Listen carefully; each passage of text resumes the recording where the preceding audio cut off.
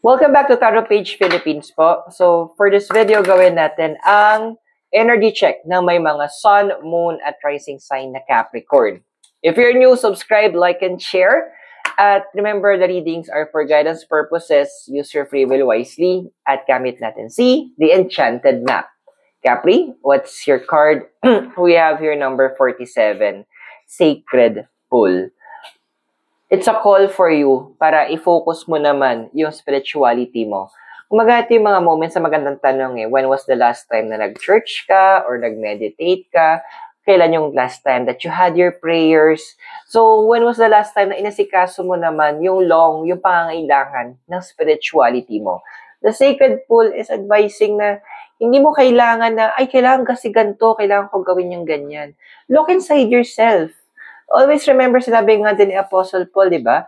You are the temple of the Holy Spirit. So, andoon na, being you as a temple, how do you take care of your temple? So, ito rin yung pinapalasay ng cards. Besides taking care of your spirituality, maging conscious ka din paano mo inaalagaan yung physical body mo. Kasi nga, again, you're a temple. So, andito na kung paano mo inalagaan. Ano ba? Are you eating enough?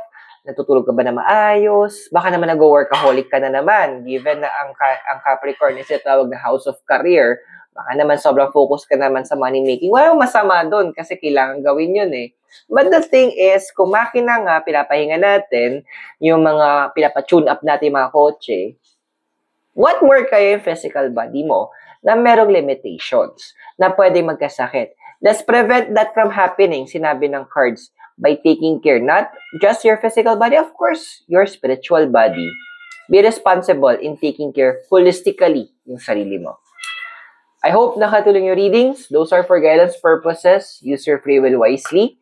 At kung bago ka, subscribe, like, and share. And para magkita tayo sa next video. So, bye for now.